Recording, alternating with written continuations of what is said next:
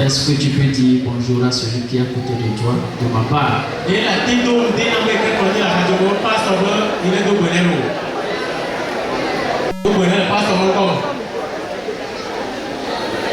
Nous bénissons le Seigneur pour la vie qu'il nous a accordée. Nous étions en train d'aller en enfer.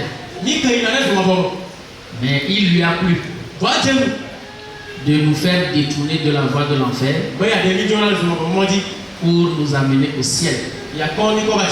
Et ça, c'est une assurance que chacun de nous devrait avoir. Nous allons prier. Seigneur Dieu de bonté, nous te rendons grâce. La Bible dit toutes choses ont été faites par la parole. C'est pour cela que tu nous recommandes dans ta parole de grâce. Et nous sommes encore là pour nous faire enseigner, pour être nourris, pour avoir les soins qu'il faut pour notre croissance. Merci pour la compréhension que tu donnes à chacun de nous. Et moi qui suis le vase par qui tu vas passer ce matin, accorde-moi de pouvoir dispenser ta parole droitement et précisément.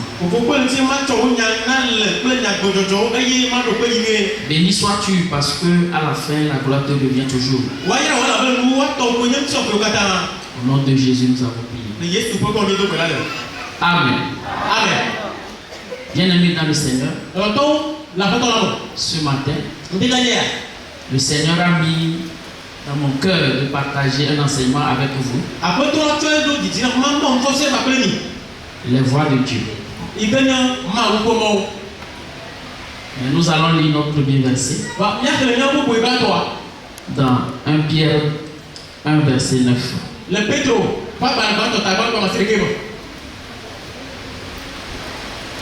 Pierre 1, le verset 9 dit: parce que vous obtiendrez le salut de vos âmes pour prix de votre foi. Amen. Alors, 1 Pierre 2, verset 9.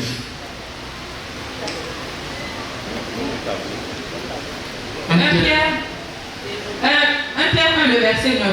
Vous, au contraire, vous êtes une race élue, un sacerdoce royal, une nation sainte, un peuple acquis, afin que vous annonciez les vertus de celui qui vous a appelé des ténèbres à son admirable lumière. Alors, la passe à Gamère. Niaou y a Timotatia, Tianou dans la ligne, du coco, du coco et comment on t'en couple. À l'époque, il y a des développements, à mes créer une toute victime. Va de créer la bonne nous doit trop à confiance. Bien-aimé dans le Seigneur. Ça, c'est un test qui parle aux sauvés. Il dit vous, au contraire, vous êtes une race élue, une nation sainte, un sacerdoce royal, un peuple acquis.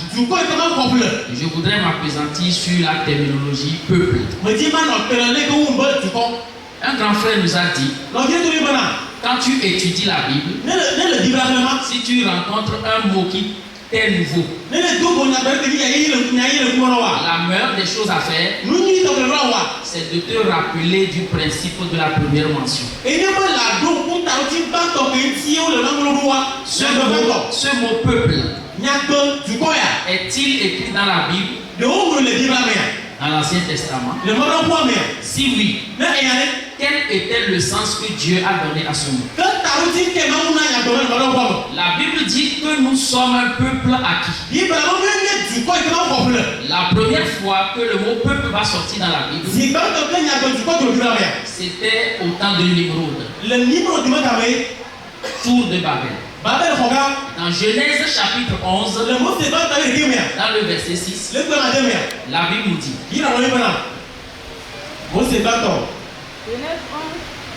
verset 6, et l'Éternel dit, voici, ils forment un seul peuple et ont tous une même langue. Et c'est là ce qu'ils ont entrepris maintenant. Rien ne les empêcherait de faire tout ce qu'ils auraient projeté. Bien allé dans le Seigneur. Après le déluge, il était question que le peuple se multiplie. au travers de la famille de Noé. Mais arrivé à un moment donné, le peuple prend une décision. Il faut qu'on construise une tour pour atteindre le ciel. Et la Bible dit que toute la terre avait une seule langue et les mêmes mots. Ça c'est Genèse 11 verset 1. Mais ce qu'ils ont commencé par entreprendre, Dieu lui-même est d'accord que ce que le peuple est en train de faire, si on ne les arrête pas, ça va marcher. Pourquoi? Parce qu'ils ont une caractéristique concernant le peuple. Quand on dit un peuple, qu'est-ce qui caractérise un peuple? Un même langage. La Bible dit qu'ils avaient un même langage. Et il est important pour nous aujourd'hui de comprendre que le sauvé a son langage. Et pendant qu'il est en train de parler son langage, il faut que l'autre sauvé puisse le comprendre. Et ça c'est naturel. Ça veut dire quoi? Quand deux personnes se rencontrent et que leurs propos sont divergents, ils ne se comprennent pas, c'est qu'il y a un problème dès le départ.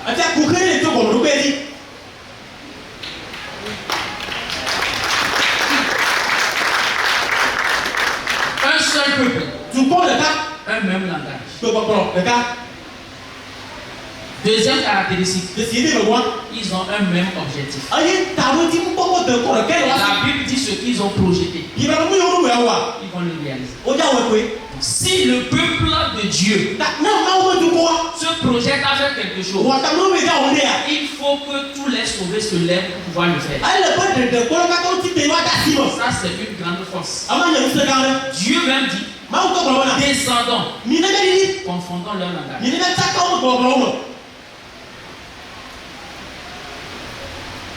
Dieu n'a pas dit je descends. Il dit descendons. Dieu était avec qui? Il y a des situations pour lesquelles la Bible dit descendons.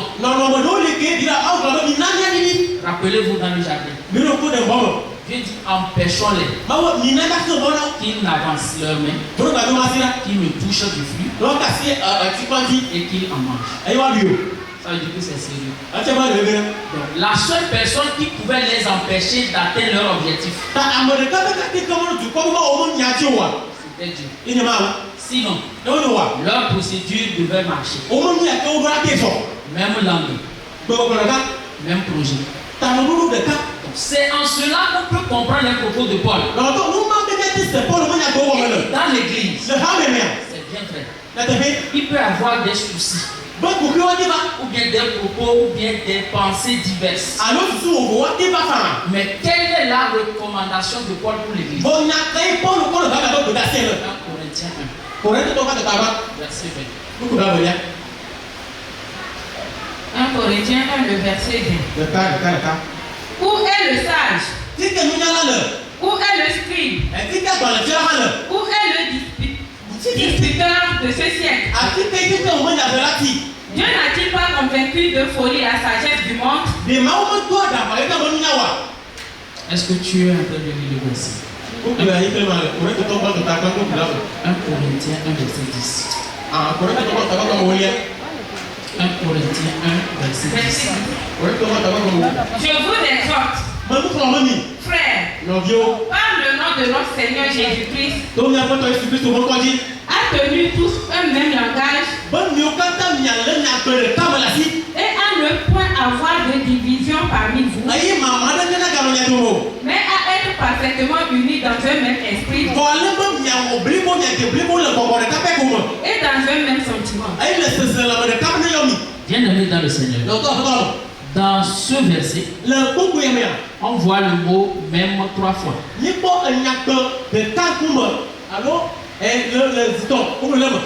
Un même langage, un même esprit, un même sentiment.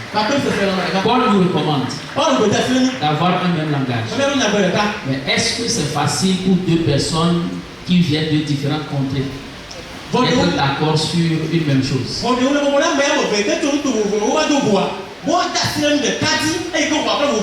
Est-ce que c'est facile? Non.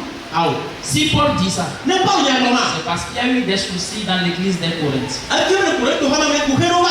Et il dit attention, je vous exhorte à avoir quoi? À tenir tous un même langage. Pourquoi tenir un même langage? Pourquoi être unis dans un même esprit? Pourquoi avoir un même sentiment? Si nous ne sommes pas un corps, cela sera difficile à appliquer. D'où la notion de corps. Bien aimé dans le Seigneur, Dieu nous explique les choses célestes par les choses terrestres. Les choses qu'on maîtrise déjà. Et Dieu nous parle de l'église en tant qu'un corps. Si le corps décide d'aller quelque part, sur l'instruction du cerveau, sur l'instruction de la tête, Jésus étant la tête, nous tous étant les membres de son corps, la décision ne peut pas venir du cerveau et les pieds refusent d'aller. Là, ils ne sont pas dans le corps. Ou bien tu te lèves un matin, tu as ton corps à toi. Les yeux décident de sortir de ton corps. Les pieds disent nous voulons aller de ce côté. Les mains disent nous voulons aller de ce côté. Est-ce que ça c'est un corps? Ça devient fantôme. Ça veut dire que le corps est coordonné par des instructions qui sont données par le cerveau.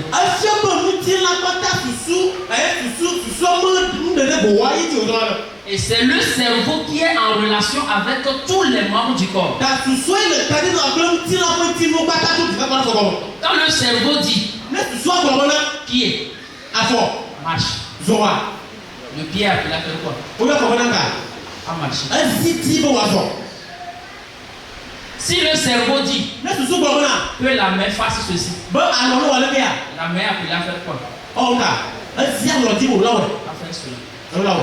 Lorsque le grand frère Boba a prêché par rapport au cerveau, qui représente Christ, la tête de l'église, qui est en connexion directe avec tous les membres du corps, un frère m'a abordé. Si c'est ça, c'est que chacun est libre de recevoir l'ordre de Christ et de faire ce qu'il veut.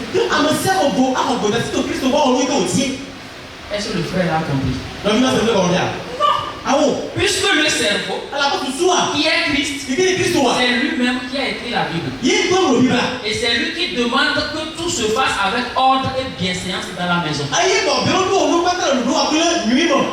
C'est lui qui dit qu'il faut obéir au conducteur.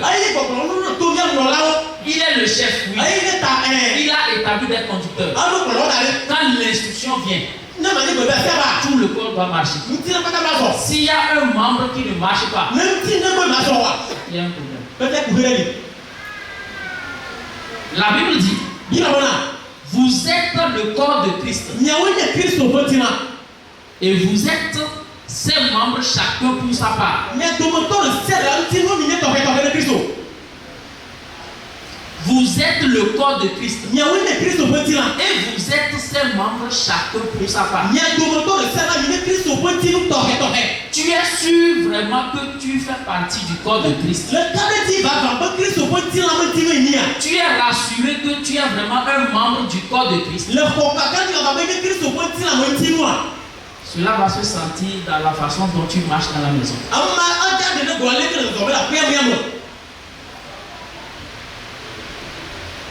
Es-tu un membre du corps de Christ? Ou bien toi tu es un membre à part?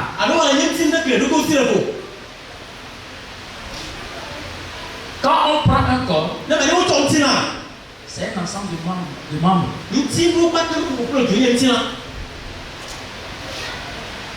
Si on n'a pas les pieds, le corps n'est pas au complet.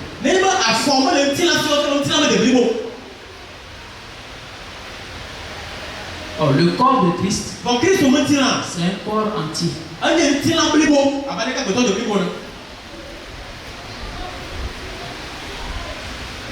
Ça veut dire quand le corps décide de faire quelque chose, il faut qu'on te voie en train de faire la même chose. L'église donne des instructions. Il faut y marcher. C'est bien vrai que des fois tu ne peux pas comprendre immédiatement le bien fondé de cette décision.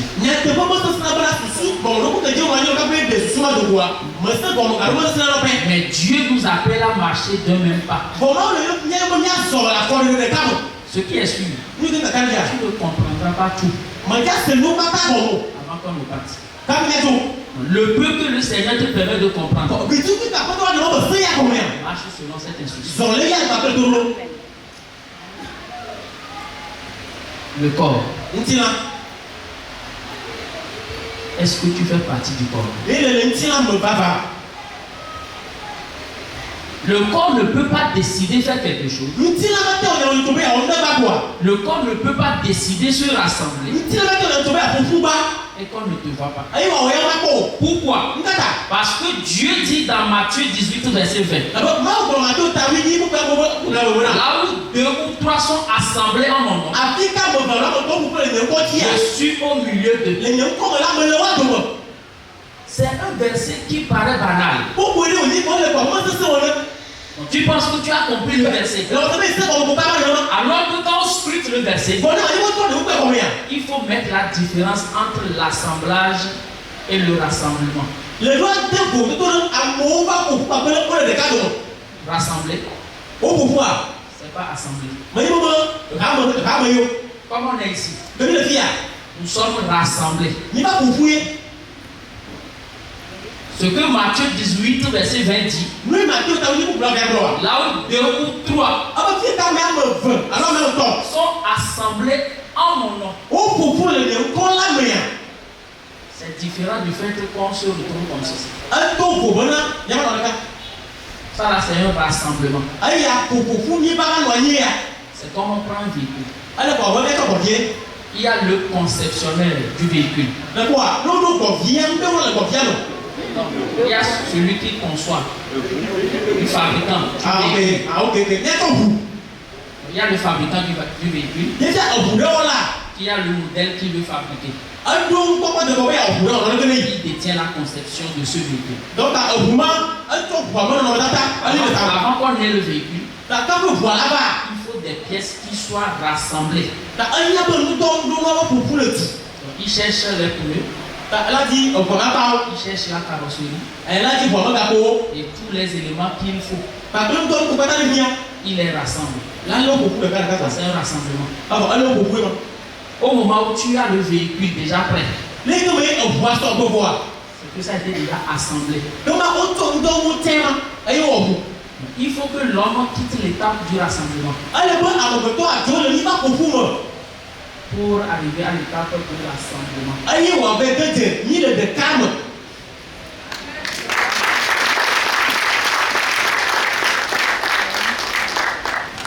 Là où 2 ou 3 se rassemblent, sont assemblés en mon nom. En son nom, ça veut dire ceux qui ont compris réellement son œuvre.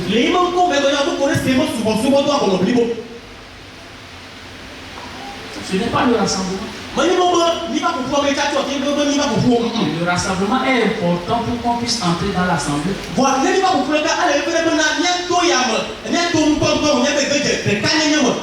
Quand Dieu nous met dans l'assemblée, je parle de l'assemblée en tant que ceux qui ont compris son œuvre. C'est pour un objectif. C'est pour nous travailler. Qu'on puisse grandir. Qu'on devienne des gens parfaits à ses yeux. La Bible dit dans Ephésiens 4 qu'il a établi les uns comme apôtres, en vue du perfectionnement des saints. Pour Dieu, il faut que le saint se perfectionne. Pour les hommes. Pour les hommes, ils font l'effort de se perfectionner pour devenir saint. Ça, c'est une fausse mythe. Donc Dieu doit te voir saint d'abord avant de commencer l'œuvre du perfectionnement. Et ça, c'est dans l'assemblée que tu obtiens ces éléments. Seulement que si tu ne comprends pas le bien fondé de l'assemblée,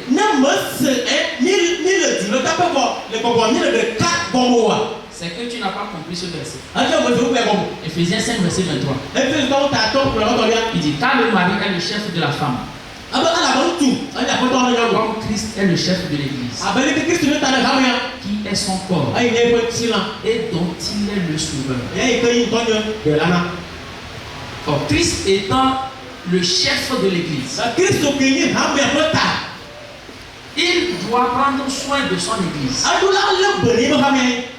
C'est son devoir. Comme il recommande cela aux hommes, c'est que lui, il a déjà fait ça. C'est lui le mari. Il doit prendre soin de sa femme, qui est l'église. Donc ça veut dire qu'il doit lui apporter des soins. Et la Bible dit, car jamais personne n'a haï sa propre chair, mais il la nourrit et en prend soin, comme Christ le fait pour l'église, parce que nous sommes membres de son corps. Mais nous sommes étonnés d'être étonnés de constater un certain nombre de choses. Quelqu'un dit qu'il est sauvé, qu'il est dans l'assemblée de Dieu, mais au moment où Dieu met en place les soins pour le perfectionnement de ceux qui sont dans son assemblée, on ne te voit pas. Tu es sûr que tu es vraiment dans le corps du Christ. Tu es rassuré que tu es un membre du corps de Christ. Parce que Dieu ne te sauve pas pour te laisser en l'air.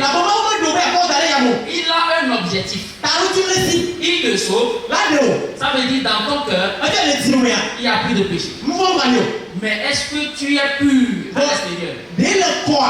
Non. Pour la sanctification. Tu as été justifié. Dieu doit te sanctifier dans la marche. Le salut de ton caractère. Dieu le fait comment? Si on ne te trouve pas là où il doit apporter les soins.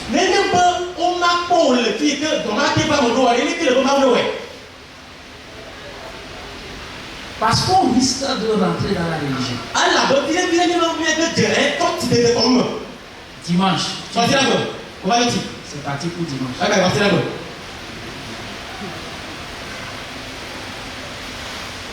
Et les belotes. Dimanche.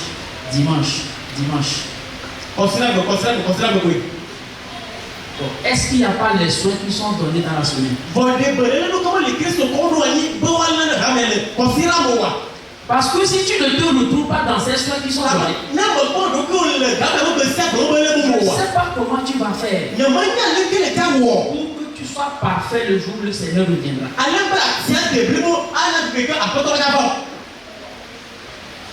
Je ne sais pas par quelle magie tu vas passer. Mardi, école de base. Tu ne viens pas. Jeudi, prière. On ne te voit pas. Vendredi, QG. Où les gens quittent Bagida. Dagué. Jaglé. Ils viennent s'asseoir. Toi, tu ne viens pas. Qu'est-ce qui fait la différence entre toi et celui-là qui est dehors?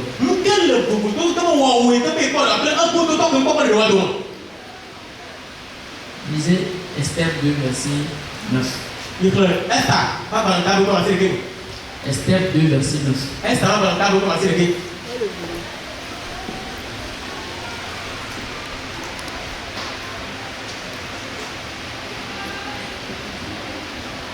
Esther 2, verset 9. regarde le verset 9 dit, la jeune fille lui plut et trouva grâce devant lui. Il s'empressa de lui fournir les choses nécessaires pour sa toilette et pour sa subsistance. Lui donna cette jeune fille choisie dans la maison du roi et la plaça avec ces jeunes filles dans le meilleur appartement de la maison des femmes. Amen. Amen. Ça, c'est l'histoire d'Esther. La Bible dit que Esther plut au roi. Et parce qu'on veut présenter Esther comme la reine. On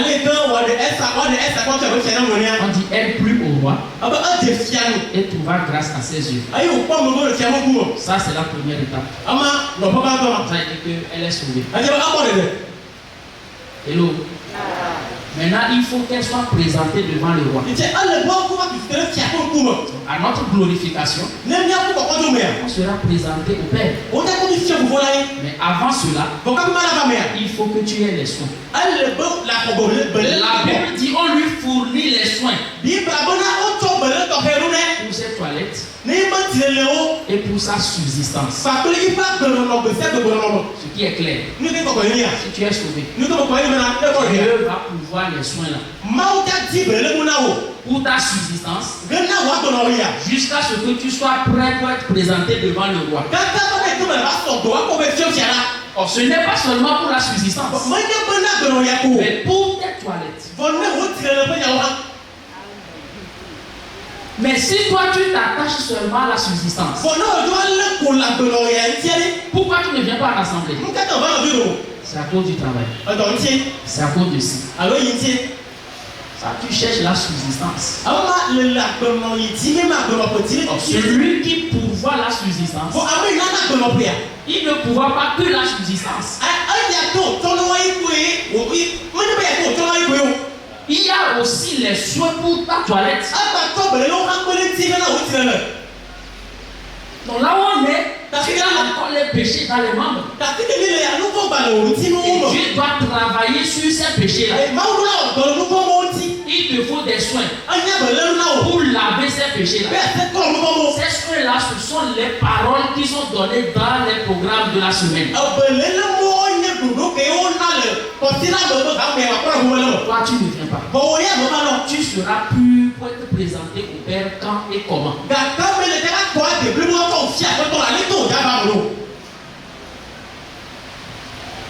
Alors que Dieu, lui, il est clair. Il ne va pas présenter quelqu'un au Père qui est une tache sur lui ou bien une vide. Non, ça ne marche pas. Mais tu fais comment pour être présenté? Si tu refuses les soins. Verset 12. On est dans Esther 2. Verset 12. Le verset 12 dit, chaque jeune fille allait à son tour vers le roi Assuérus après avoir employé 12 mois à s'acquitter de ce qui était prescrit aux femmes. Pendant ce temps, elles prenaient soin de leur toilette, 6 mois avec de l'huile de myrrhe et 6 mois avec des aromates et des parfums en usage parmi les femmes. Alléluia. Amen. 12 mois pour les toilettes, pour les soins. 6 mois pour un type de soin. Un type de soin. 6 mois pour un autre type de soin. Si tu rates les 6 mois, les 6 premiers mois, c'est clair que tu n'as pas eu grâce aux yeux de Dieu. Ou même parler des 6 derniers mois. Oh, les 12 mois, c'est ton passage sur la terre après que tu es sauvé. Jusqu'à ce que la trompette ne sonne. Ou jusqu'à ce que tu ne meurs. Mais si tu refuses ces soins, c'est clair que tu ne fais pas partie du corps. Si c'est dimanche seulement qu'on doit te voir, c'est qu'il y a un problème. Pourquoi? Éphésiens 5. Verset 27. Il dit, afin de faire paraître devant lui cette église glorieuse, sans tache, ni ride, ni rien de semblable, mais sainte et irrépréhensible.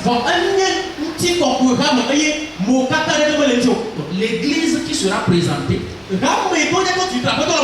c'est le corps de Christ. Le corps de Christ sera présenté pur. Ça veut dire à la présentation, tous les membres, les mains, les pieds, même là où on utilise pour chasser les choses là. Tout sera propre, pur.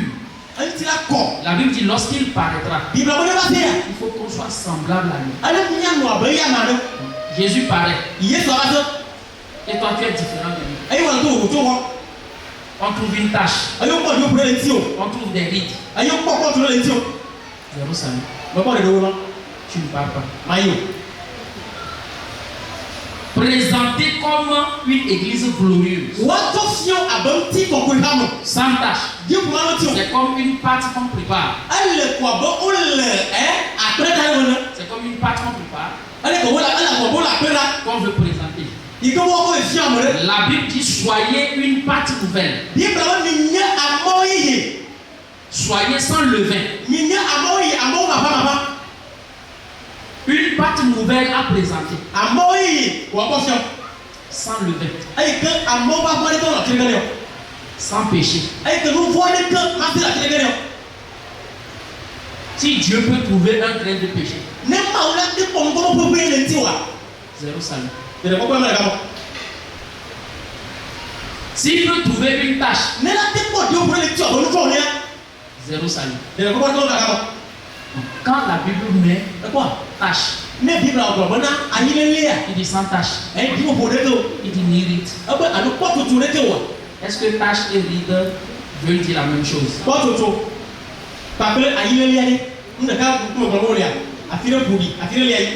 Même si tu es sans tâche, et il y a des rides, zéro salut. Ça dit, tu n'es pas prêt à être enlevé.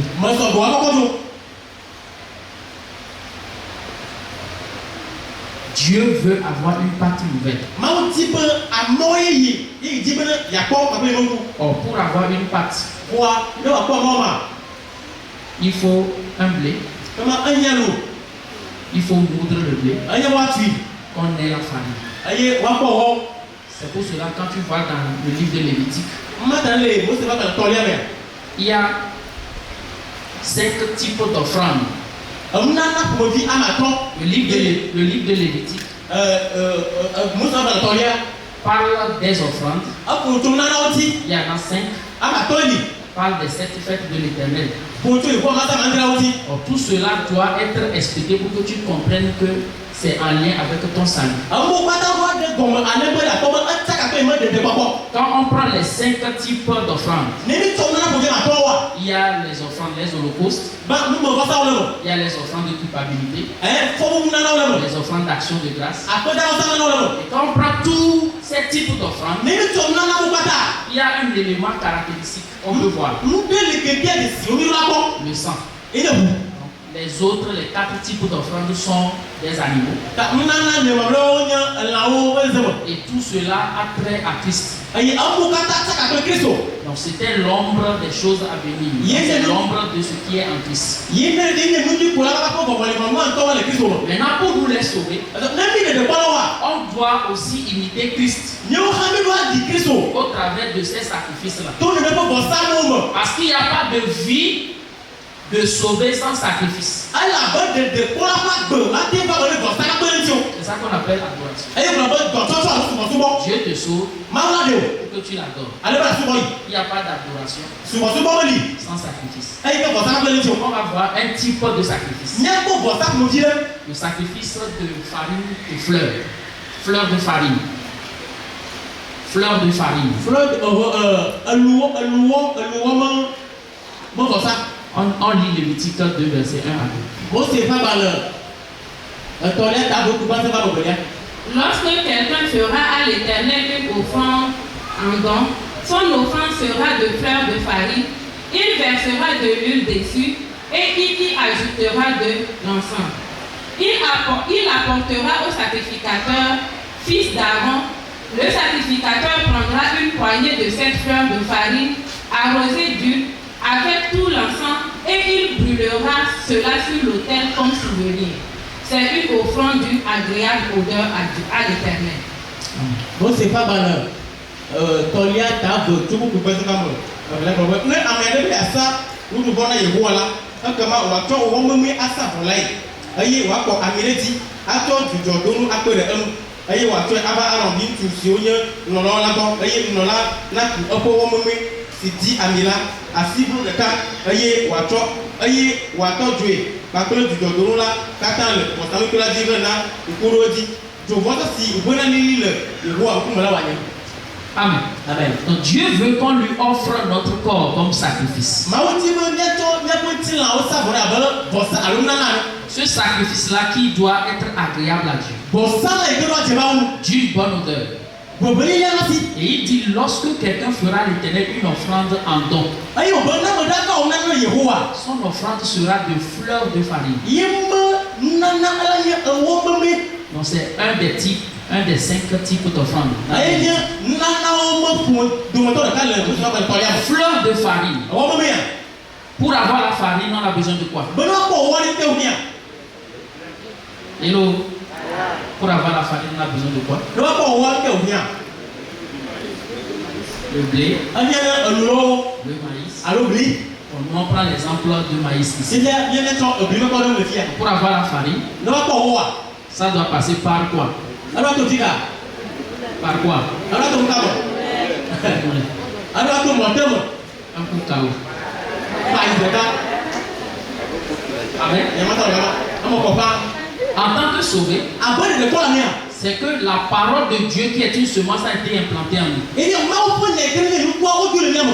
Et cette parole de Dieu qui a été implantée en toi fait de toi un adorateur qui est appelé à offrir un sacrifice. Et ce sacrifice est ton corps qui doit être saint, sans tâche, afin que cela soit agréable à Dieu. Or, c'est Dieu qui a commencé cette œuvre de salut. C'est lui qui travaille après le salut pour que tu sois une pâte nouvelle. Avant que tu ne deviennes une pâte nouvelle, tu dois être d'abord une farine. C'est ça ou bien c'est pas ça? Pour être une farine, il faut qu'on te mette dans le réservoir, dans l'entonnoir. Quand on met les grains de maïs dans l'entonnoir, c'est tous ceux-là qui ont écouté la parole et qui disent qu'ils sont dans l'église. Seulement le constat qu'on fait, c'est que quand on met les grains dans l'entonnoir, est-ce que tous les grains restent dedans? Quand tu vas au moulin, tu vas voir des grains de maïs.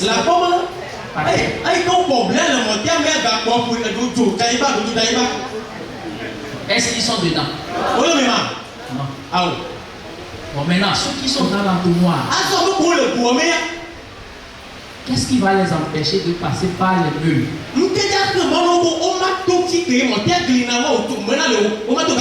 Si tu es sauvé, Dieu te met au moulin. Ce moulin-là, c'est l'église. Tu viens au moulin et tu sortes comme une farine. Or, du maïs à la farine, il y a beaucoup de choses qui se passent. Quand tu amènes le maïs, quand le meunier finit de faire le premier passage, est-ce que tu prends la farine, tu rentres à la maison? Qu'est-ce que tu fais?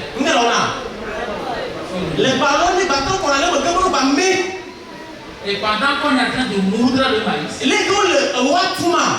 il y a ce qu'on appelle les tchakiti. Ça, si tu es sauvé, Dieu doit enlever cette chakiti là. À moins que tu n'es pas resté dans l'antimoine.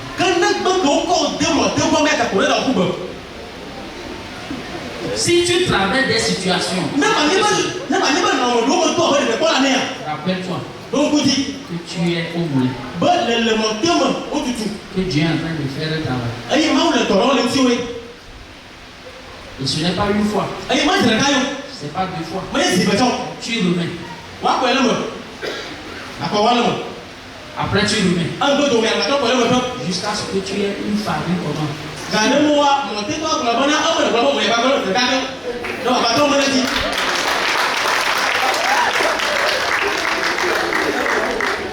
Tu es sauvé. Tu ne peux pas t'empêcher de ça. C'est un passage obligatoire. Mais si toi tu ne passes pas par ces choses, c'est que tu es un train qui est tombé.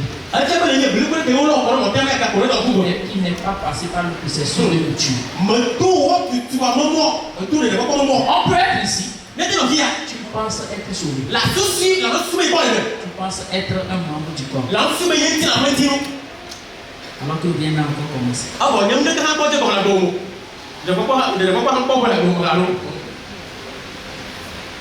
Parce qu'il est question de savoir comment est-ce que tu es entré dans cette affaire. Jean 10.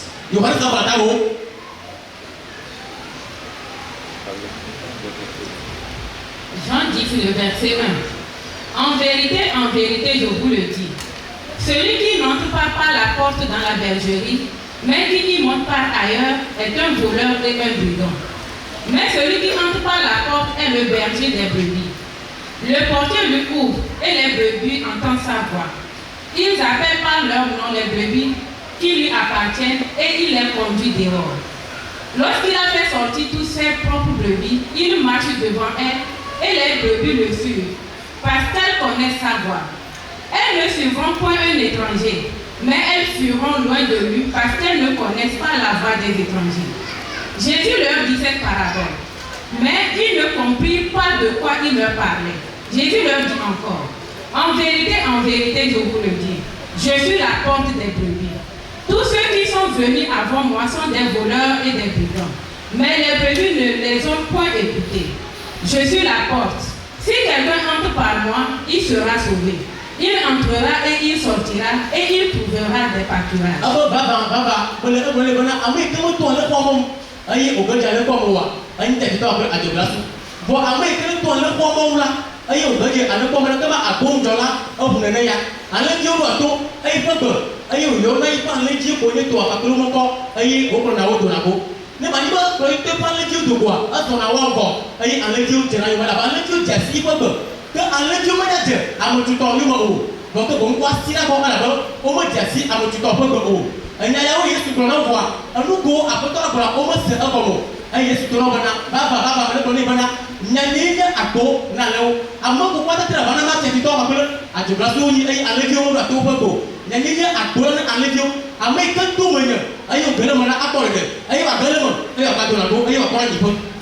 Alléluia. Ici, c'est la parabole des trois portes. Et la Bible nous parle de la porte de la bergerie. Il dit celui qui n'entre pas par la porte dans la bergerie, mais qui y monte par ailleurs, est un voleur et un brigand. En fait, Jésus a été envoyé aux brebis perdues d'Israël. C'est Israël qui attendait le Messie. Mais avant lui, beaucoup de mercenaires sont venus, soit disant qu'ils sont des prophètes, comme si c'est eux qui devaient être envoyés. Mais Jésus est clair. Il dit celui qui n'entre pas par la porte de la bergerie, mais qui y monte par ailleurs, est un voleur et un brigand. Vous parlez de ces mercenaires-là. Or, la personne qui est habilitée à entrer par la porte de la bergerie, c'est pas toi. C'est pas moi, mais c'est Jésus. Et il faut qu'il y ait quelqu'un qui ouvre la porte de la bergerie. C'est comme un enclos avec une clôture, avec un portail. Pour rentrer dans l'enclos, il faut passer par le portail. On appelle ici la porte de la bergerie. La porte de la bergerie représente les Écritures, la loi de Moïse et les prophètes, qui constituait un mur qu'on appelle le mur de séparation. C'est ça qui donnait une consistance aux Juifs. Ils se basaient sur cette loi pour pouvoir être réconciliés avec Dieu. Or, il faut que la porte de la bergerie soit ouverte par quelqu'un. Ce quelqu'un, on l'appelle le portier. Et c'est le Saint-Esprit. C'est lui qui doit révéler les Écritures, ce que la loi a dit concernant Jésus, ce que les prophètes ont déclaré concernant Jésus, pour qu'il puisse entrer. Et c'est ce qui s'est passé avec Philippe et Nathanaël. Philippe, il dit voici, nous l'avons retrouvé. Celui dont la loi de Moïse a écrit et dont les prophètes ont prophétisé. Jésus de Nazareth, fils de Joseph. Donc eux, ils sont en train d'attendre le Messie qui a été envoyé. Parce que dans les prophéties, dans Ésaïe, la Bible dit qu'il est le berger qui paîtra son troupeau. Le Saint-Esprit doit montrer par les Écritures, par ces murs-là, que voilà celui dont vous attendez. Ça, c'est la première porte. Il ouvre. Jésus rentre. Et quand Jésus rentre, la Bible dit, en vérité, je vous le dis. Non, le verset 4. Lorsqu'il fait sortir toutes ses propres brebis, il marche devant elles. Et les brebis le suivent. Parce qu'elles connaissent sa voix. Ces brebis, c'est Israël d'abord. Les brebis perdues d'Israël. Et que Jésus rentre, il s'adresse à eux. Et la Bible dit qu'ils connaissent sa voix. Ceux à qui Dieu a fait la grâce de comprendre, eux, ils vont suivre Jésus parmi les Juifs. Il dit, elles ne suivront point un étranger, mais elles suivront loin de lui. Parce qu'elles ne connaissent pas la voix des étrangers. Jésus leur dit cette parabole. Ils ne compriront de quoi il est en train de parler. Il dit encore, en vérité, je suis la porte des brebis. Deuxième porte. Première porte. Le portier ouvre. Jésus entre. Jésus dit, je suis la porte des brebis. Deuxième porte. La troisième porte est où? Ça là, on est en Israël, ça. On n'est pas encore venu chez nous les païens. Or, parmi eux-mêmes les Juifs, ce ne sont pas eux tous qui ont entendu la voix du berger pour le suivre. C'est quelques-uns. Il dit, tous ceux qui sont venus avant moi sont des voleurs et des brigands. Les brebis ne les ont point écoutés. Ils ont écouté qui? La porte des brebis. Jésus ne s'arrête pas là. Verset 9. Il dit, je suis la porte. Quelle porte? La porte des brebis. C'est toujours la deuxième porte. Si quelqu'un entre par moi, si quelqu'un, Jésus ouvre la manche. Ce n'est pas seulement les Juifs. Donc ça veut dire le monde entier. Les païens aussi peuvent bénéficier de cette condition. Si quelqu'un entre par moi, il sera sauvé. Il entrera et il sortira. Et il trouvera des pâturages.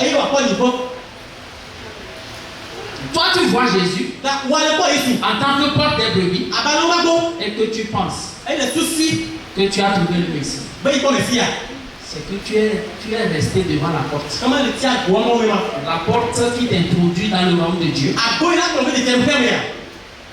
Tu n'es même pas entré. Quelqu'un peut se fier à la première porte. Le mur qui est les Écritures, Moïse et les prophètes.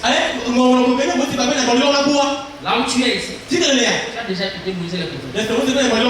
Ça ne s'arrête pas. Ça, c'est la première porte. Il faut que la parole t'amène à comprendre et à reconnaître qui est la porte de la bergerie. Deuxième porte. Maintenant, est-ce que tu es entré par cette porte-là? C'est comme une villa. Une chambre salon. Donc tu rentres ici, tu sors ici, tu rentres ici. Ça c'est quand tu entres dans la troisième porte. Qui n'est pas Jésus, mais qui est en Jésus. Là-bas on dit tu peux entrer, tu peux ressortir.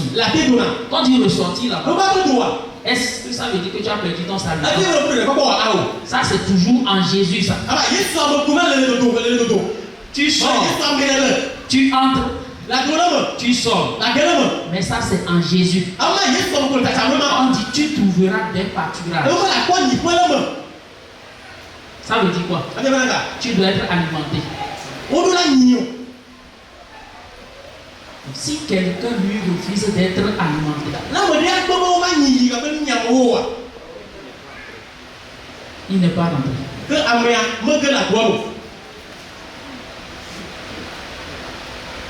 Il est resté à la première porte. Ceux qui ont fait l'effort, ils ont trouvé la deuxième porte. Il n'y a que peu qui sont vraiment entrés. Eux là, ils ont besoin que de pâturage.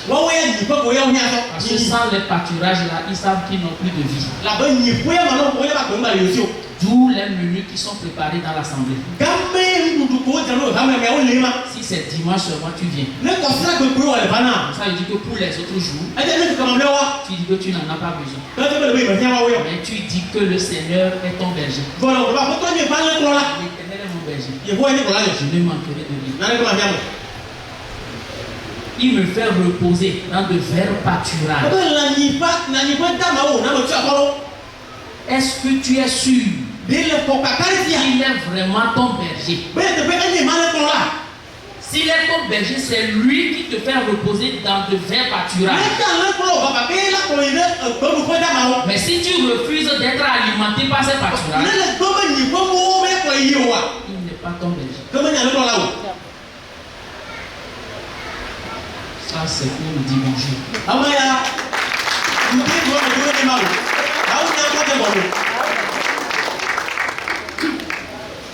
allons parler des voix de Dieu. Et quand on parle des voix de Dieu, le verset phare que nous connaissons, qu'on peut lire, c'est-à-dire que quand tu dors, on te réveille. Isaïe 55, verset 8.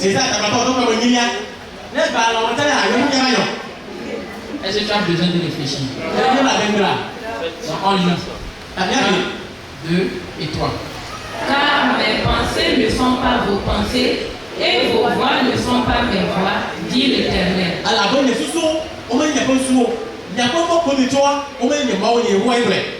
La plupart des temps, on pense que ce verset c'est pour les non-sauvés.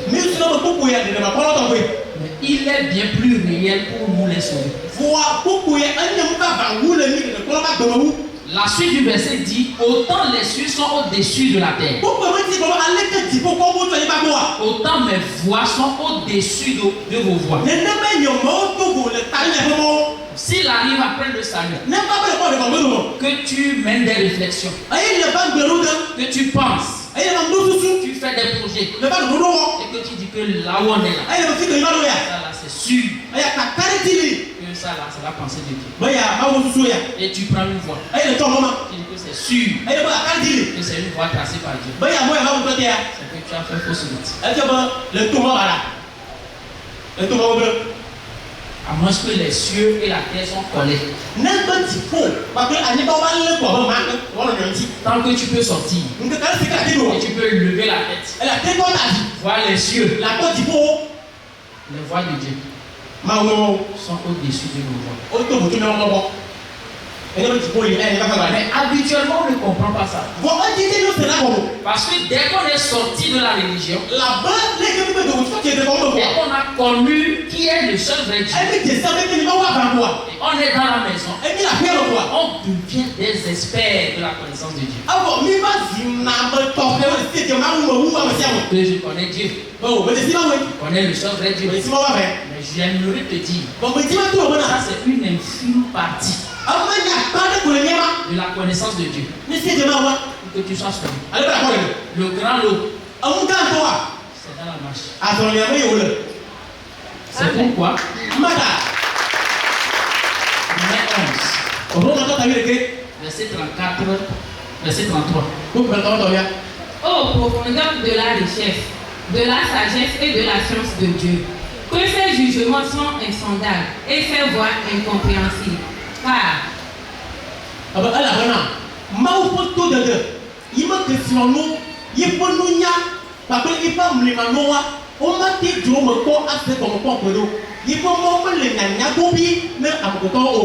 la Bible dit ces voies sont incompréhensibles. Et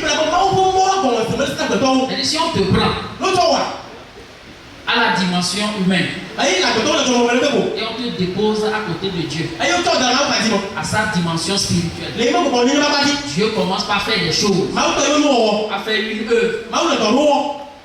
C'est sûr que tu vas t'embrouiller.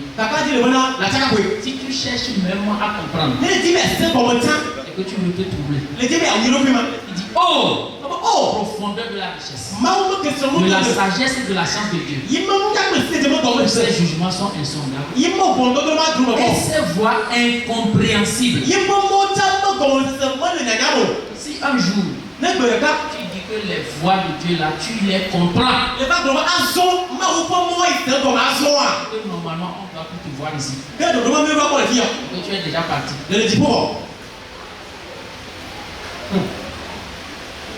Dieu est dans sa dimension. Bien qu'il t'a sauvé, ces voies sont toujours dessus de terre.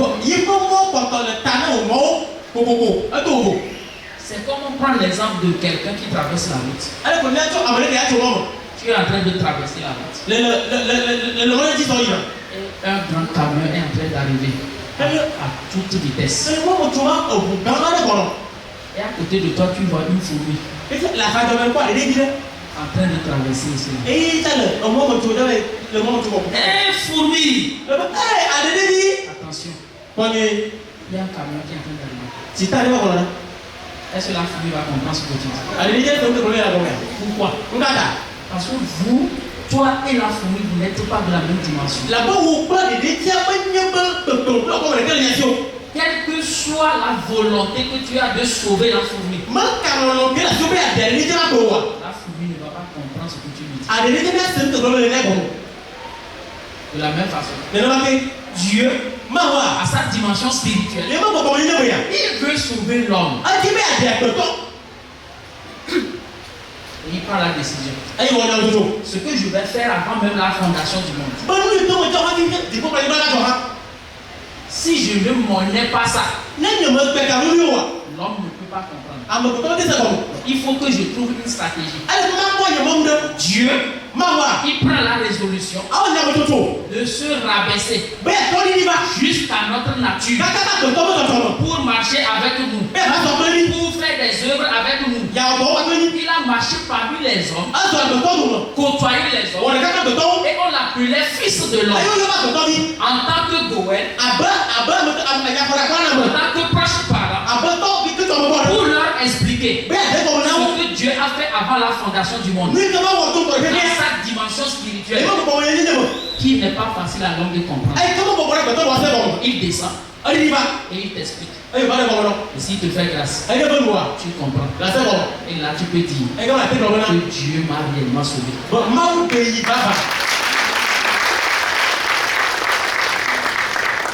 Là, il s'est rabaissé à 4 dimensions pour t'expliquer ce que lui a déjà fait avant la fondation du monde. Sans cela, même le salut là, on n'aurait pas compris. Maintenant, imaginez dans la marche ce que l'homme peut faire et ce qui peut arriver quelques secondes après que je suis en train de parler. Personne ne le sait. C'est ça qui fait la différence entre nous et Dieu. Bien que tu sois sauvé. La Bible dit, Romains 11, 34 à 36. Qui a connu la pensée du Seigneur? Qui a été son conseiller? Est-ce qu'il est là? Est-ce qu'il est venu ici?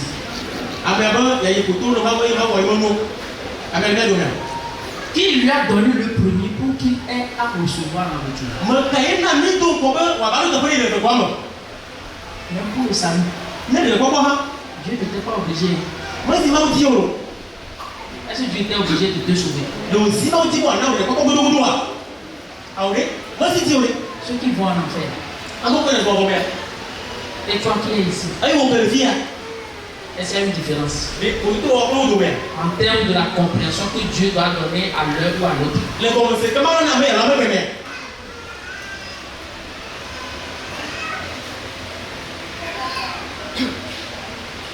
Qui lui a donné en premier pour attendre pour recevoir de lui en retour? Dieu ne nous doit rien du tout. C'est nous qui lui devons.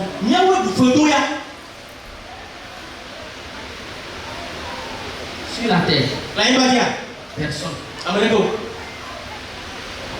ne lui a donné. C'est lui qui nous a donné en premier. Donc, s'il te donne, tu rends grâce. Le verset 36 dit, c'est de lui, par lui et pour lui que sont toutes choses. Si Dieu t'a sauvé, il ne t'a pas sauvé pour toi. Il t'a sauvé pour qui? Pour lui-même. S'il te donne quelque chose, c'est pour lui. Il te donne la richesse. En fait, c'est pour lui. Il te donne la pauvreté. C'est pour qui? Tu as la santé. C'est pour qui? Il te donne la maladie. C'est pour qui? Il n'y a rien sur la terre qui ne soit pour Dieu. Parce que la Bible dit toutes choses ont été créées en elle. Même pour notre salut, nous n'avons pas été transformés. Nous avons été créés en Jésus. Éphésiens 2, verset 10 est clair. Nous sommes son ouvrage. Nous avons été créés en Jésus. Pour lui, toutes choses ont été créées par elle.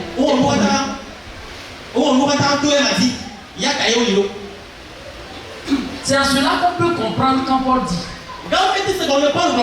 rendez grâce à Dieu en toutes choses.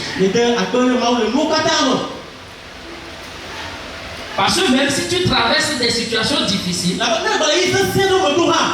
c'est parce que Dieu veut que tu puisses l'adorer même dans ces situations. Parce que quand il te sauve, il crée un cadre d'adoration dans lequel il veut que tu l'adores. Que ça soit dans la joie, que ça soit dans la douleur. Ce n'est pas facile pour une femme qui peut-être son mari l'a boxé. Deux coups. Et la femme vient dire Tu rends grâce à Dieu pour cette bénédiction que je viens de recevoir.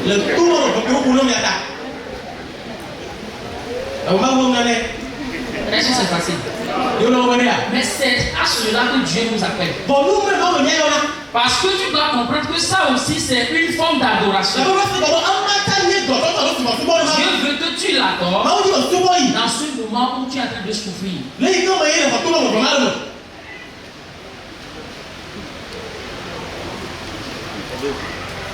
Ce n'est pas quand ça marche que tu dis que Dieu est bon.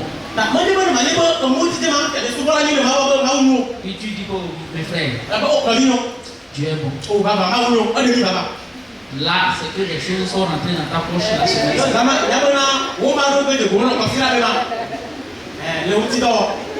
Tu as oublié que nous sommes dans le lien.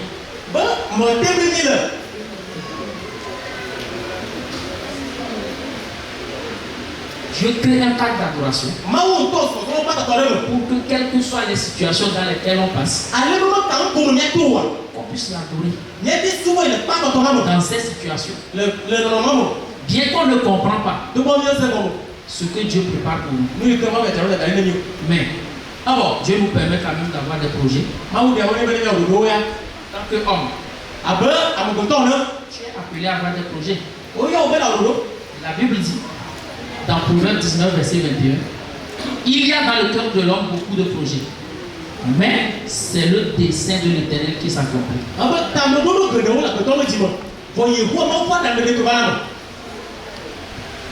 le cœur de l'homme, il y a beaucoup de projets.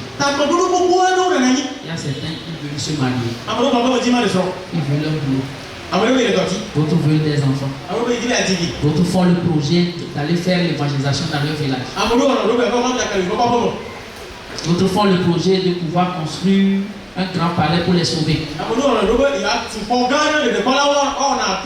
Chacun de nous a un projet dans son cœur. Seulement, celui qui pèse les cœurs, c'est Dieu.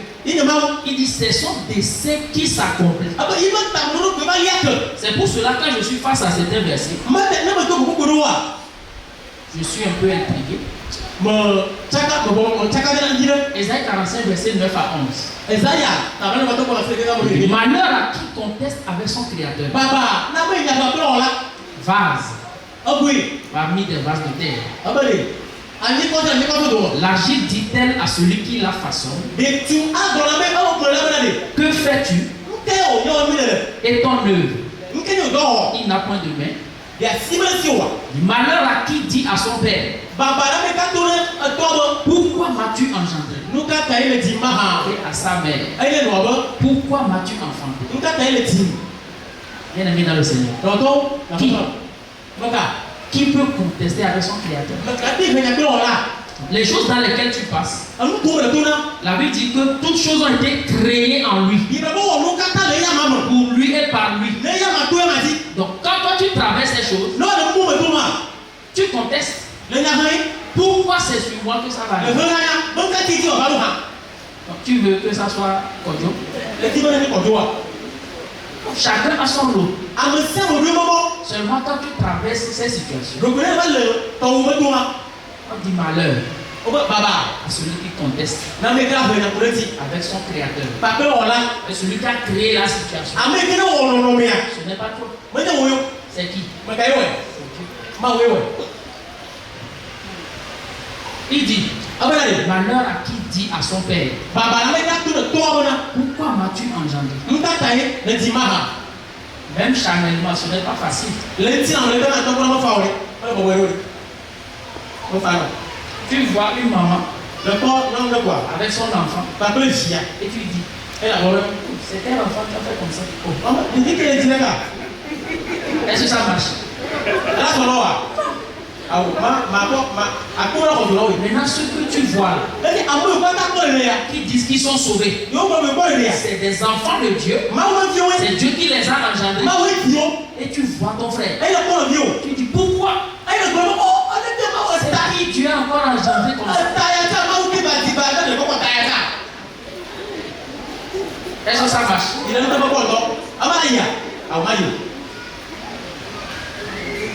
tu vois ton frère dans une situation, Dieu aussi engendre des gens. Donc dans la maison là, Dieu a envoyé celui-ci aussi dans la maison. Oui, c'est un enfant de Dieu. Et Dieu est en train de travailler sur lui. Mais si tu ne comprends pas ça, tu es en train de contester contre Dieu. Parce que le problème c'est quoi? Si tu es réellement sauvé, Dieu lui commence son travail. Quel que soit le nombre d'années que ça va prendre. Le résultat que Dieu veut, Dieu n'est pas encore arrivé à ce résultat. En tant qu'humain, tu es trop pressé. Mais est-ce que Dieu est pressé?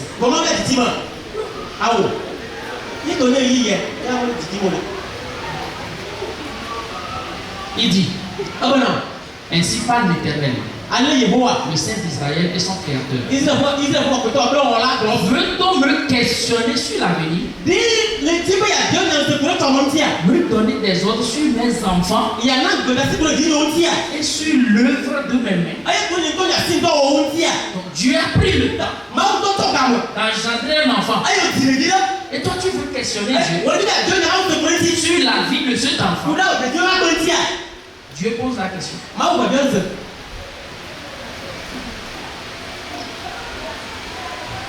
Veux-tu me questionner sur l'avenir? Là où Dieu nous a eu, c'est l'avenir.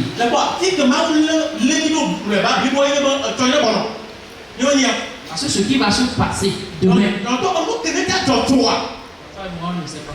Proverbe 27, verset 1. Il ne te vante pas du lendemain.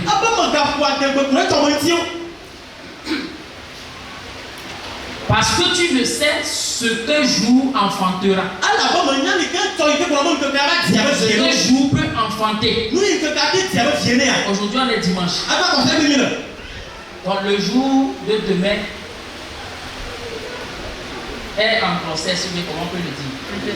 En gestation.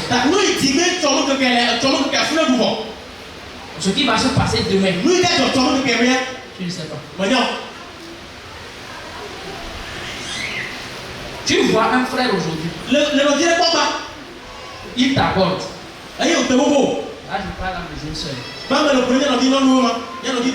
Tu vois la situation du frère tellement, tu dis le pauvre frère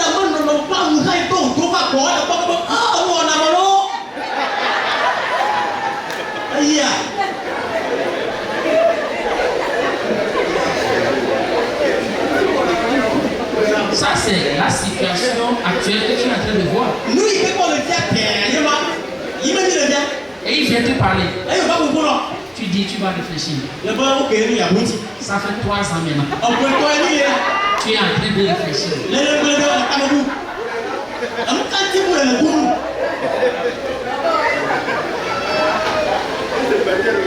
Tu ne sais pas ce que ce gars va devenir demain.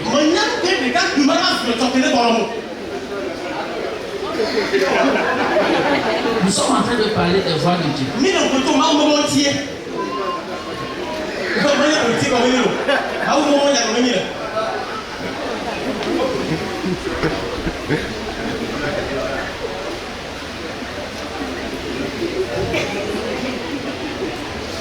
Il dit ce qui arrivera plus tard. Pour que nous sachions si vous êtes des dieux. Faites seulement quelque chose de bien ou de mal.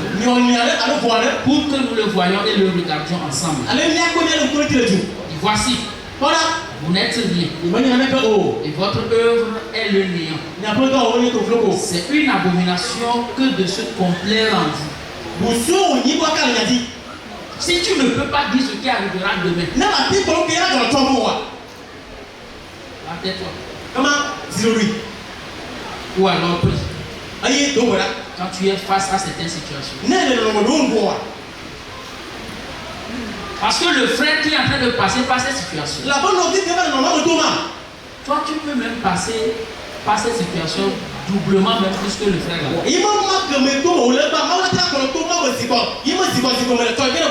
Parce qu'il n'est pas l'impression de se complaire en nous-mêmes.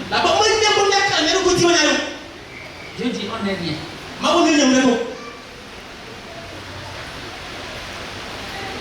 Le roi Nebuchadnezzar a tenté. Quand Dieu lui a montré, il est arrivé à une conclusion. Daniel 4, verset 34.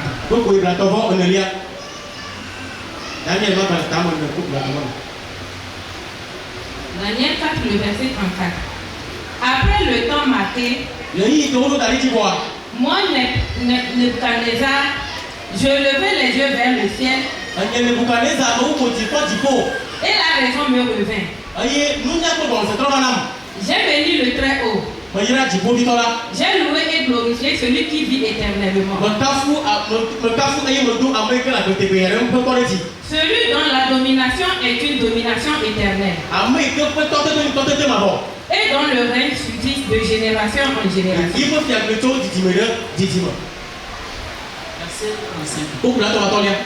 Tous les habitants de la terre ne sont à ses yeux que néants.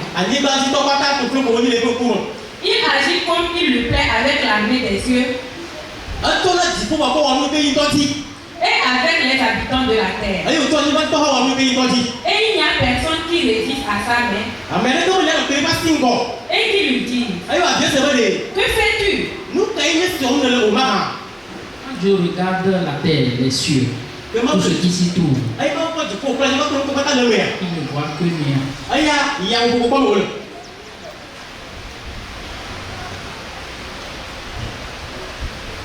Et tout ce que Dieu fait, quand il finit de faire, il n'y a personne qui lui demande que fais-tu. Parce que quand il va commencer par t'expliquer cela, est-ce que tu vas comprendre? Non. Les voies de Dieu. Nous allons voir l'une des voies de Dieu avec Jacob. L'histoire de Jacob, d'Isaac, de Rebecca et d'Esaü. Est-ce qu'on peut lire Genèse 25 à partir du verset 22. Les enfants se heurtaient dans son sein et elle dit: s'il en est ainsi, pourquoi suis-je enceinte? Elle alla consulter l'Éternel.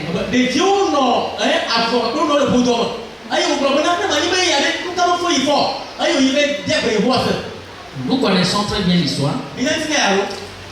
Rebecca ne concevait pas. Isaac a prié. Dieu ayant exaucé sa prière, Rebecca devient enceinte.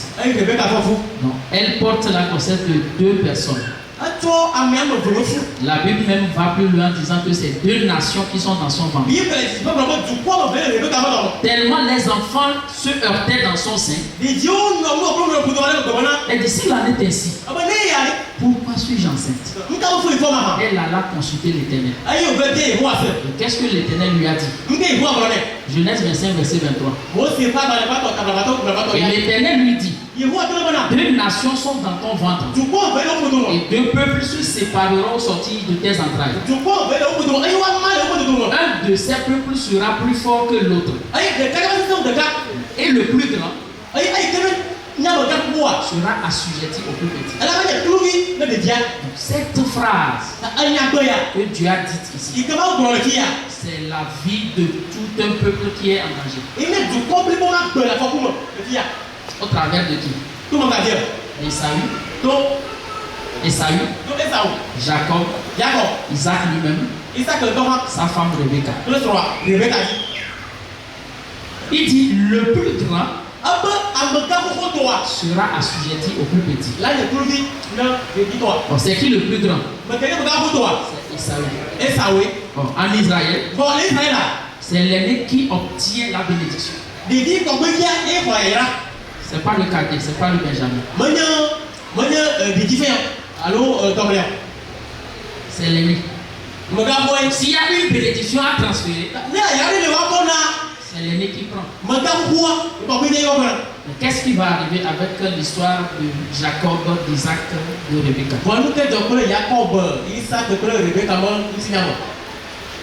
Genèse 25, le verset 31. Jacob dit: vends-moi aujourd'hui ton droit d'aînesse. Esaïe répondit, voici, je m'en vais mourir. À quoi me sert ce droit d'aînesse? Et Jacob dit, jure-le-moi d'abord. Il le lui jura et il vendit son droit d'aînesse à Jacob. Alors Jacob donna à Esaü du pain et du potage de lentilles.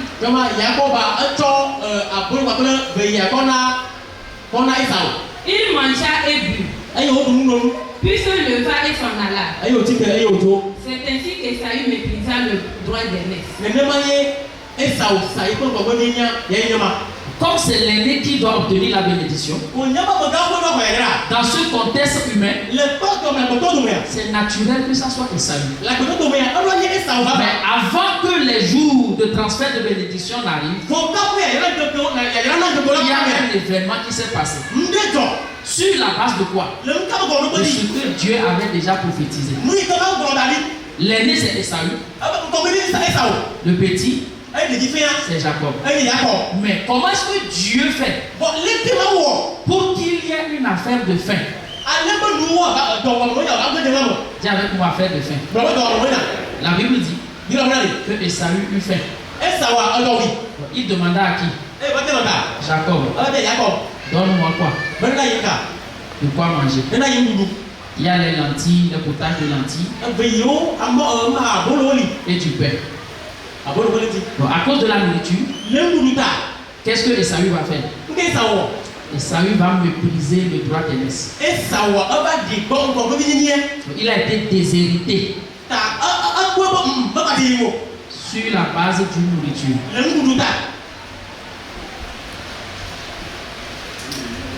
Mais ce qui vient de se passer, quelques années plus tard, la Bible dit qu'Isaac devient de plus en plus vieux et ses yeux s'affaiblissent. Je ne sais pas comment Dieu fait les choses. Pour qu'au moment où il faut transférer la bénédiction, Isaac ne voit pas bien. Sinon l'histoire devrait être autrement.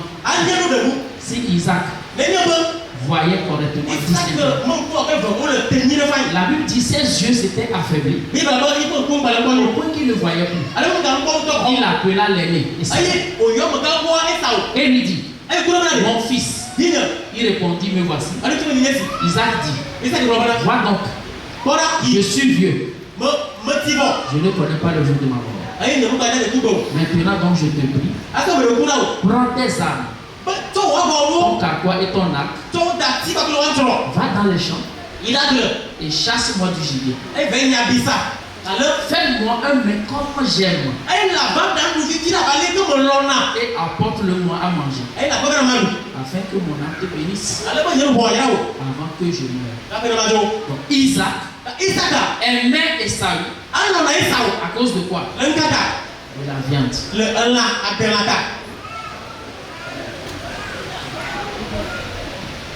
L'amour que Isaac avait pour son fils aîné, c'était un amour conditionnel, basé sur l'amour de la viande. Il dit, fais-moi un mets comme moi je l'aime. La personne l'a mieux indiqué. Pour faire un mets comme Isaac l'aime. On n'a pas demandé à Rebecca d'aller faire le mets. Donc Isaac, il parle avec son fils Esaü. Dès que Esaü a appris ça, il est allé à la chasse. Mais pendant ce temps, Rebecca écoutait aux portes. La Bible dit, elle écoutait aux portes ce qu'Isaac disait à Esaü. Esaü s'en alla dans les champs pour chasser du gibier et pour l'apporter. Puis Rebecca dit à Jacob. Rebecca ayant entendu ce que Isaac a dit à Esaü. Dès que Esaü est parti, Elle appelle Isaac. Elle appelle Jacob. Je viens d'écouter quelque chose. Donc, il y a ce qu'on va faire. Suis mes instructions. Apporte-moi du gibier et fais-moi un mets que je mangerai. Ça, c'est ce que le papa a dit. Maintenant, mon fils, écoute ma voix, regarde ce que je te commande. Va me prendre au troupeau 2 bons chevaux. J'en ferai pour ton père un mec comme il aime. Tu le porteras manger à ton père afin qu'il te bénisse. Mais qu'est-ce que Jacob va dire? Jacob répondit, voici, Esaü mon frère est venu. Et je n'ai point de part de bois. Donc, entre les deux, il y a Esaü qui est comme venu. Jacob, lui, il est glad. Il y a un mot technique là. Il n'est pas venu. Donc déjà Jacob a vu la difficulté qui va se poser. Notre papa a les yeux affaiblis. S'il va se mettre à me toucher, il connaît Esaü, il connaît Isaac, il connaît Jacob. Il dit, mon frère est venu. Moi je n'ai point de part. Donc qu'est-ce qu'il dit? Peut-être mon père me touchera-t-il. Je passerai à ses yeux pour un menteur. Et je ferai venir sur moi la malédiction et non la bénédiction. Donc ça c'est notre histoire. Isaac représentait Dieu le Père. Il devait transférer la bénédiction. Rebecca représentait Jésus, qui écoutait ce que le Père disait. Jacob représentait le sauvé qui obtient la bénédiction sans une condition. Sur la base de la grâce. Mais Esaü représentait celui-là qui veut obtenir la bénédiction en faisant des œuvres. Dès que Rebecca parle à son fils, le fils a déjà des inquiétudes. Comment je ne suis pas venu? Si je hasarde d'atterrir chez mon père là-bas, il suffit de le toucher. Et s'il voit que, s'il constate que ce n'est pas Esaü, mais qu'est-ce que Rebecca va dire? Rebecca qui représente Jésus. Qu'est-ce qu'il va dire? Il dit que cette malédiction, mon fils, retombe sur moi.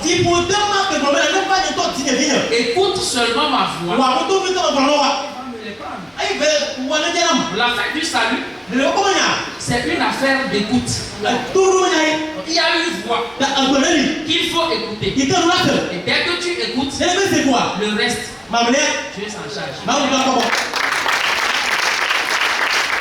La malédiction qui devait me tomber sur nous, qui le prend? Dieu lui-même le prend.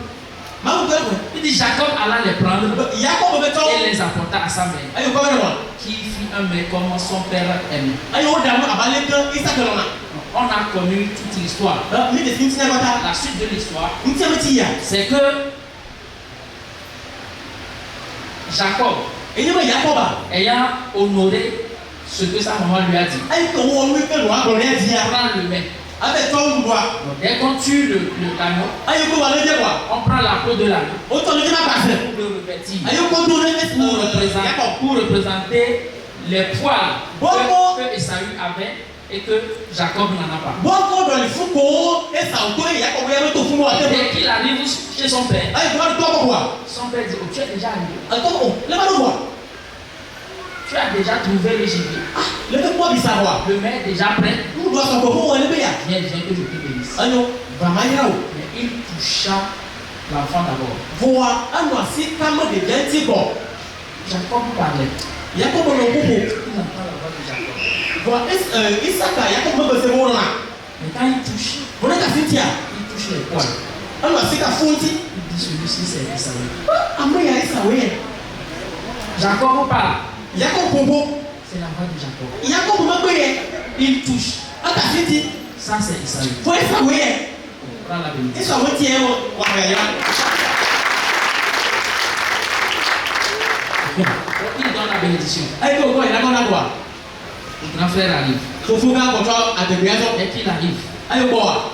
il va vers le Père. Avec toi, Je suis déjà arrivé. comment vous voulez voir? Est-ce qu'il peut prendre encore la bénédiction? Là, tu vois, il y a là. Bravo. Il n'y a qu'une seule bénédiction Il y a là, qui a été déjà transférée. aïe, pourquoi on a quoi? C'est ce que tu as fait pour nous. Nous-mêmes, on est nima. Nous sommes sauvés par la grâce. Sans les œuvres. La malédiction qui devait tomber sur nous est tombée sur lui. Nous avons obtenu la bénédiction qui est la vie éternelle. On peut rentrer au ciel.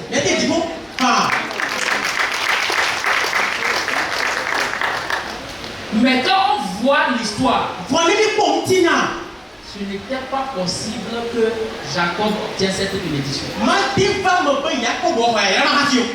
Au vu au sud des hommes, c'était pas possible.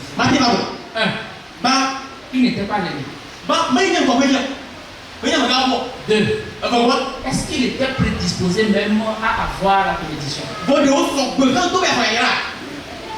Il a usurpé le droit d'aînesse à cause d'un repas qu'il pouvait donner sans même parler de droit d'aînesse. Et quand le moment arrive, aux yeux des hommes, l'aîné c'est Esaü. Aux yeux de Dieu, l'aîné devient qui? Jacob. Pourquoi? Regardons Romains 9. Verset 10 à 13. Et de plus il en fut ainsi de Rebecca, conçue du seul Isaac notre père. Car quoique les enfants ne fussent pas encore nés et n'eussent fait ni bien ni mal, afin que le dessein d'élection de Dieu subsistât, sans dépendre des œuvres et par la seule volonté de celui qui appelle. Il fut dit à Rebecca, l'aîné sera assujetti au plus jeune, selon qu'il est écrit. J'ai aimé Jacob, j'ai haï Isaïe. Donc, ce que Dieu a dit à Rebecca pendant qu'elle était grosse, après des années, ça s'est accompli. Rebecca savait ce que Dieu lui a dit. Dès qu'elle entend ce que Isaac disait à Esaü, elle dit le moment est arrivé. C'est comme Marie. Dès que l'ange lui a dit que tu vas enfanter, on lui dit qu'elle passait ces choses dans son cœur. Donc Rebecca savait que là où on est, ce n'est pas Esaü. Il n'y a que sur le plan humain, c'est lui qui est l'aîné. Je me demande si pendant que Jacob donnait de la nourriture à son frère, au point que Esaü méprise le droit d'aînesse, je me demande si cette séquence de vie-là, est-ce que Rebecca connaissait cette histoire?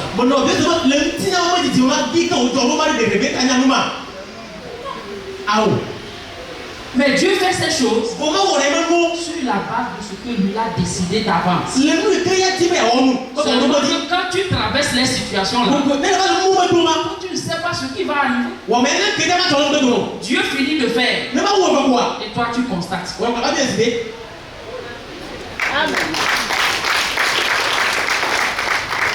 Il dit, quand je n'étais qu'une masse informe, tes yeux me voyaient. Masse informe. Et qu'on ne peut pas l'identifier comme ayant une forme. Mais Dieu te voyait déjà. Et sur tes yeux me voyaient, et sur ton livre étaient tous inscrits les jours qui m'étaient destinés avant qu'aucun d'eux n'existât.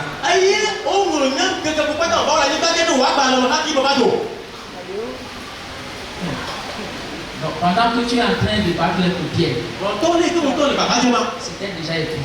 Donc, les livres de ta vie là, tout ce qui doit se faire, c'est ça qui se fait. Ce qui se fera, c'est ça qui se fera.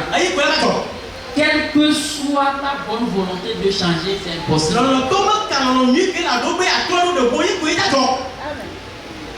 C'est là où Dieu nous a mis. C'est impossible pour le sauver aujourd'hui de compter sur lui-même ou sur ses œuvres. Alors que celui qui connaît toutes choses, c'est lui qui est ton père. Comment ne pas se soumettre à lui? Et dès que tu traverses cette situation, lui rendre grâce. Comment c'est possible? L'homme qui ne connaît pas ce qui va arriver, il peut prendre une décision qu'il veut aller ici. Mais la Bible dit, je le sais, ô Éternel, la voix de l'homme n'est pas en son pouvoir. Ce n'est pas à l'homme quand il marche de diriger ses pas. Quand tu marches, quel que soit tes projets, c'est Dieu qui a le pouvoir de diriger tes pas. Donc, si tu ne te remets pas à lui dans la marche, ce serait très compliqué. Ce serait une vie de contestation. Dès que la chose arrive, si tu ne te rappelles pas qu'il y a des voix de Dieu qui sont différentes des voix de l'homme, si tu ne te rappelles pas de ça, tu vas critiquer, tu vas contester. Mais la Bible dit, qui peut contester contre Dieu? N'oublie pas, nous sommes entre ses mains. Nous sommes déjà tombés dans ses mains. Et c'est une chose terrible que de tomber entre les mains de Dieu. Il fait de nous ce qu'il veut. Parce que nous sommes l'argile devant lui comme étant un potier. La forme qu'il veut, c'est elle qui nous donne. Quel que soit ce qui arrivera, ça a été.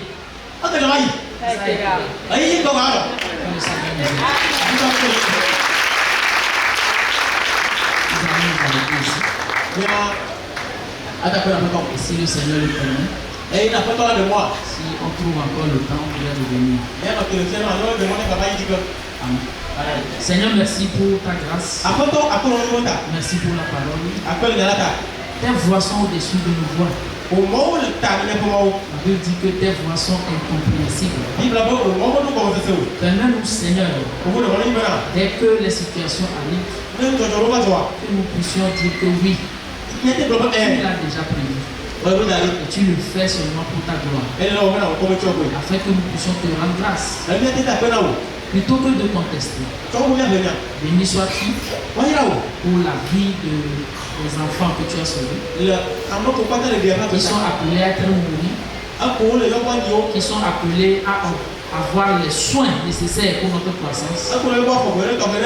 Merci de nous disposer pour les programmes de la semaine. Afin que nous soyons parfaits le jour de ta venue. Au nom de Jésus, nous avons prié. Amen.